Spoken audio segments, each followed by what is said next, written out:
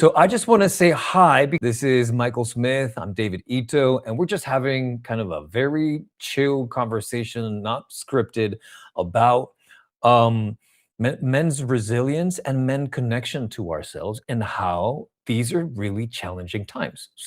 Even now it's declared a loneliness epidemic and how it's hitting us, and we're not realizing how it's hitting us. I work with a lot of guys via Zoom on screen, and there's a lot of good work that we can do. But social connections in person, oh God, it's so much better.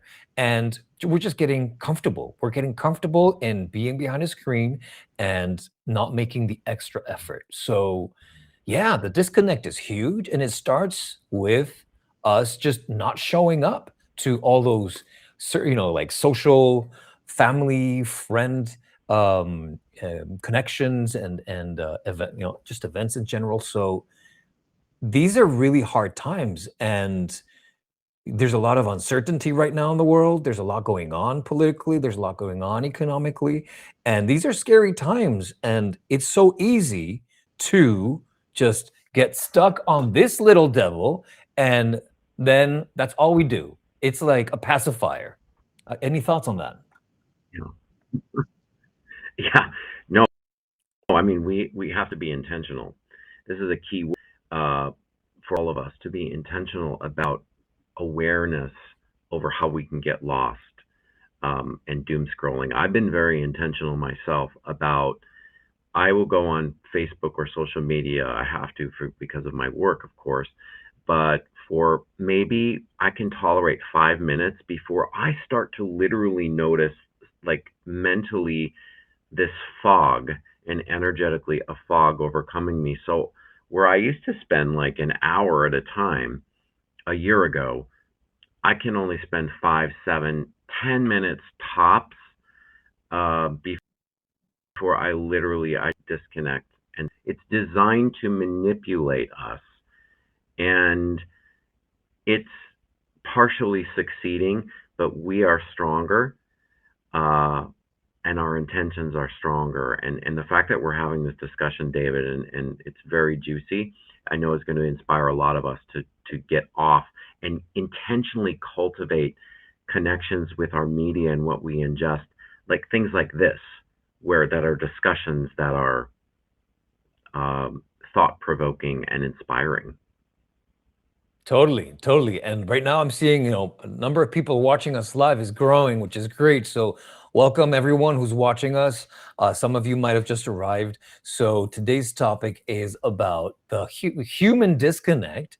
And Michael and I were just talking about the importance of social connection, human connection, and how technology, AI, I'm seeing it in myself. Like more AI tools means I'm spending more time on these screens, and it's driving me crazy. So, yes, the the need to stop, and I think it's almost like not just inevitable. It's like we have to remind ourselves we need to stop and just be with ourselves. This going, doing is killing us, Mhm. literally our physical health and our mental health. And having a spiritual practice like we do obviously helps. And it's not about, dogma. It's just about connecting more deeply to ourselves and to what's important to ourselves. What do you do, David, for in order to stay connected mentally, emotionally, physically, spiritually? What do you have a routine that works for you? Yeah. Yeah. And I think today, one of the reasons why we wanted to go live is because we wanted to share with the guys watching us our routines. You've got your guys, I've got my guys. You're in California, I'm in New York City.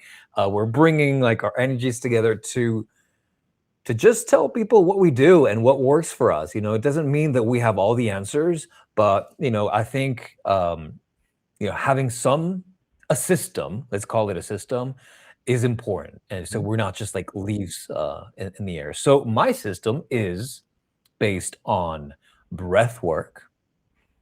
Breath work being aware of breath. And it sounds like a simple thing. It's like, no, it actually requires practice, like breathing mindfully and catching myself when I'm not breathing mindfully and my breath is all over the place and my breath is shallow. So I have this very conscious breath practice. And I wake up first thing in the morning, I start breathing mindfully. Sometimes, like guys who come to my Saturday men's online group, and we breathe counting.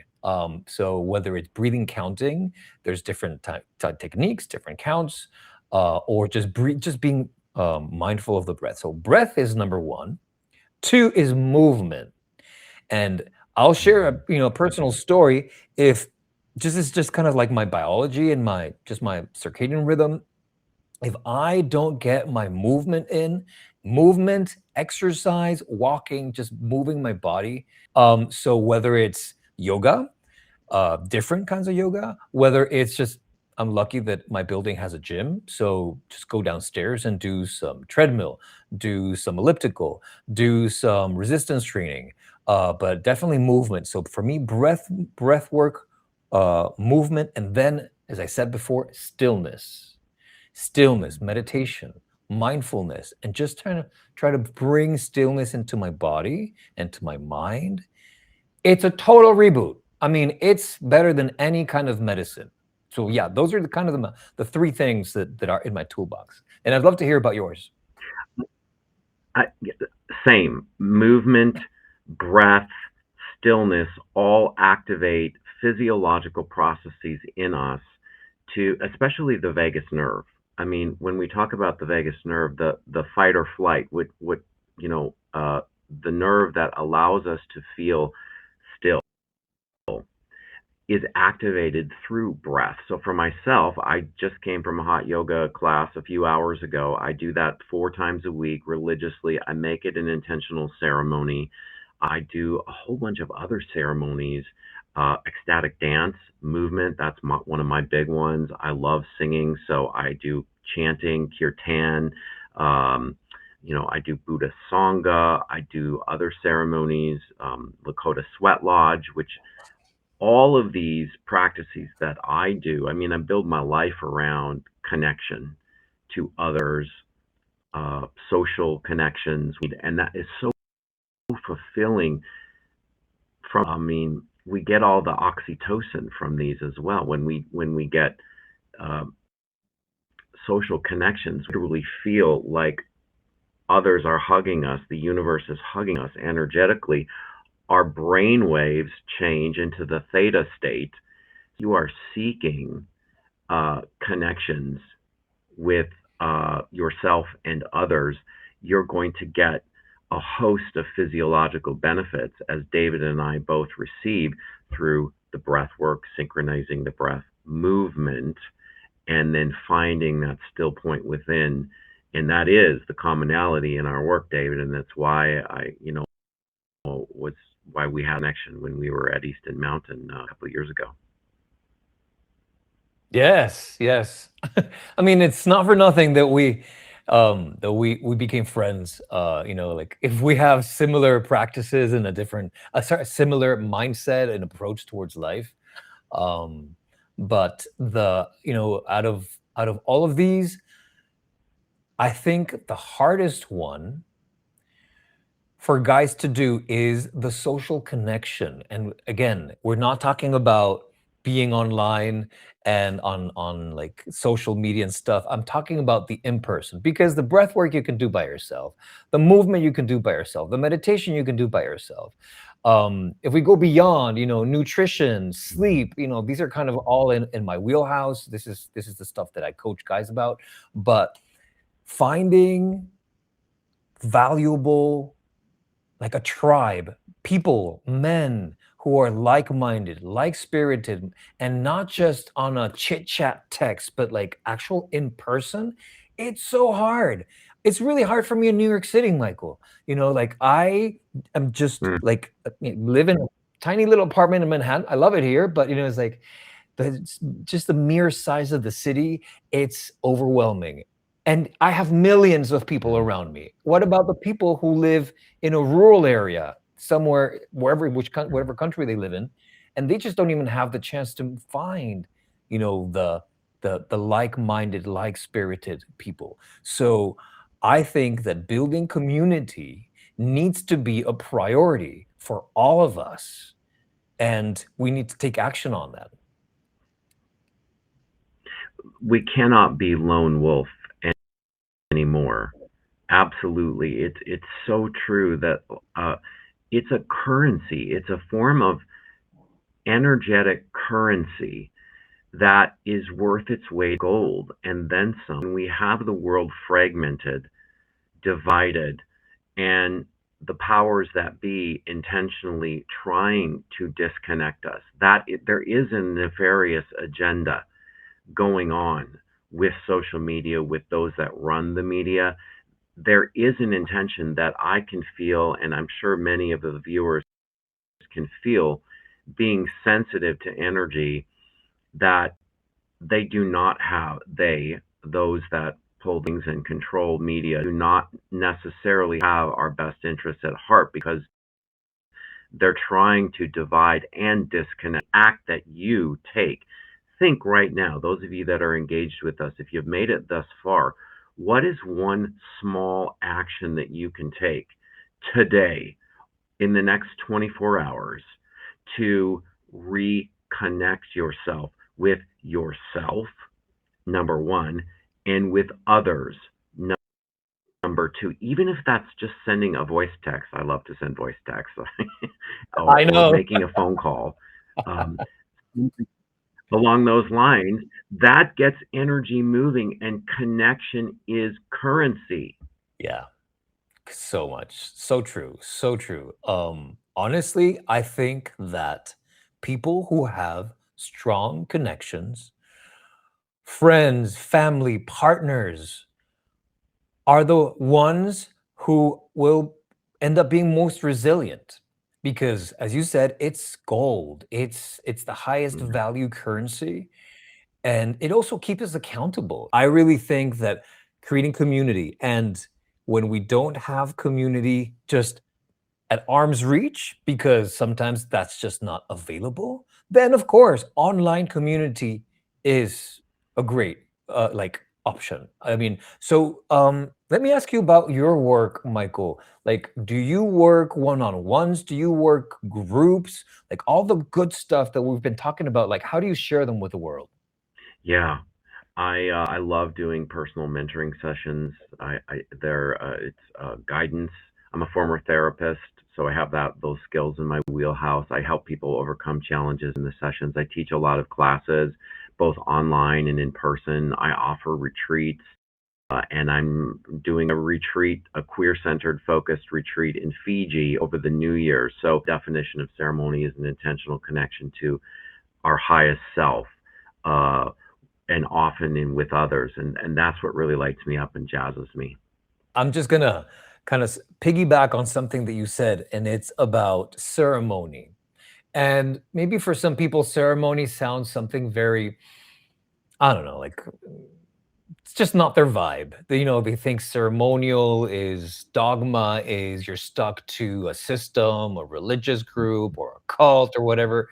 But my understanding of ceremony No. is has several elements. One of them is like the sacredness of ourselves, are taking care of ourselves. As simple as that. Like you Hmm. shower, you brush your teeth.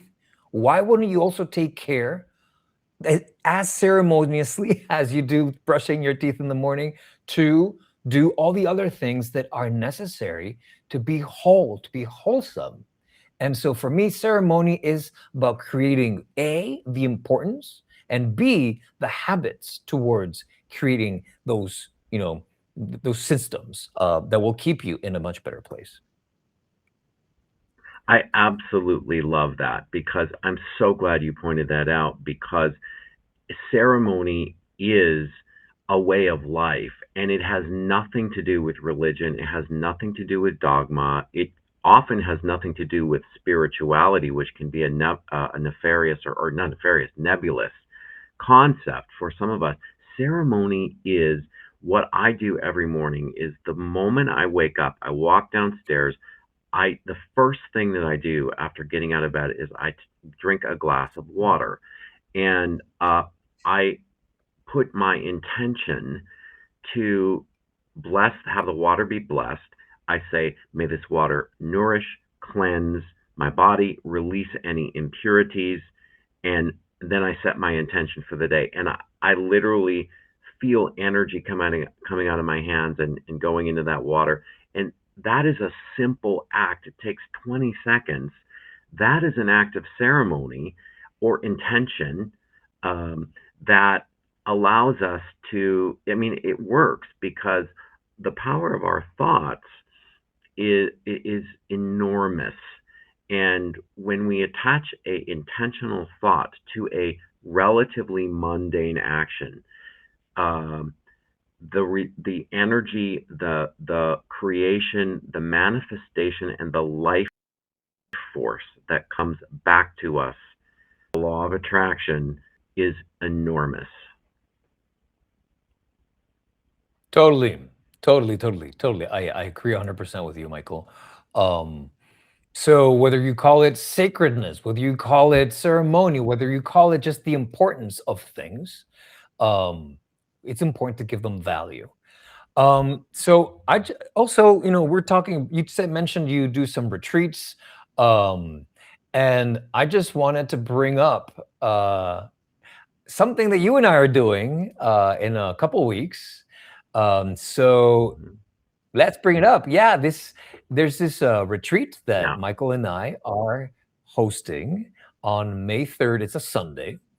And so Michael has a lot of guys, a lot of people in California, have more people in the East Coast. So we've tried to work out a time that works kind of for everyone.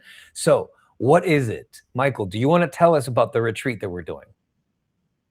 Yeah, it's the Resilient Men Spring Reset. We're in the energy of spring right now. What better time? Both David and I agreed. We thought this is the perfect season, the time to capture the energy of growth, evolution, and momentum that comes with spring. So, what we're going to be doing, David, feel free to elaborate, is spending a couple of hours together to really prioritize, get new momentum, clarity around your life's questions, your intentions, and we're unifying the physical.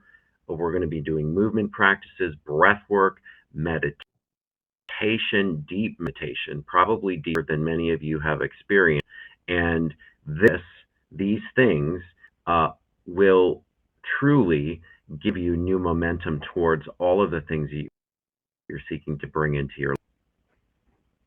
Yeah, and something that I'd like to add, Michael, is that the timing is key. Not only because, as you said, spring is kind of like the best time of the year to do this kind of work where we're just reconnecting, resetting, with ourselves, with our intentions, with our values, with our things that are important, like all the good stuff that you and I were talking about today.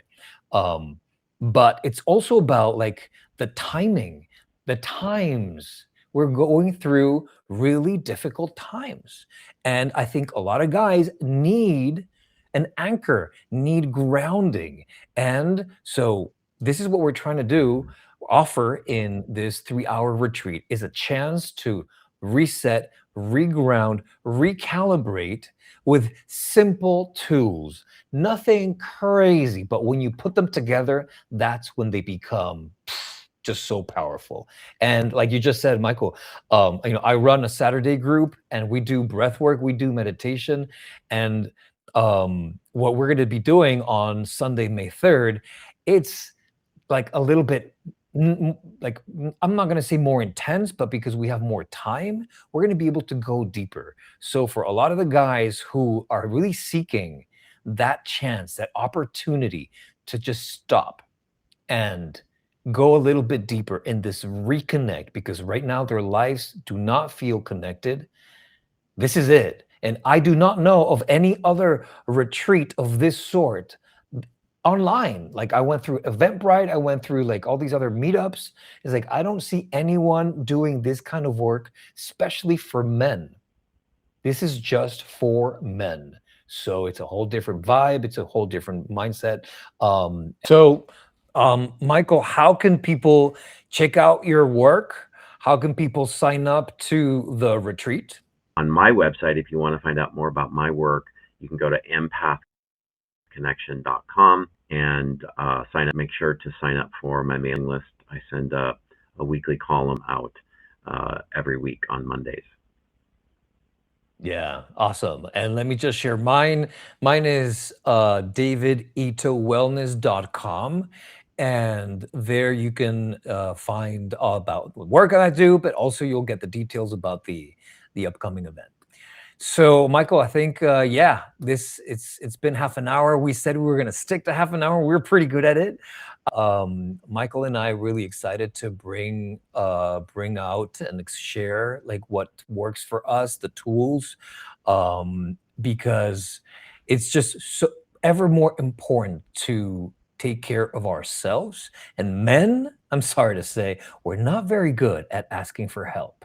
So hopefully some of the stuff that we shared is useful to you guys. And if you're interested in more, just check out our websites and join us for this really unique retreat that we're doing on May 3rd.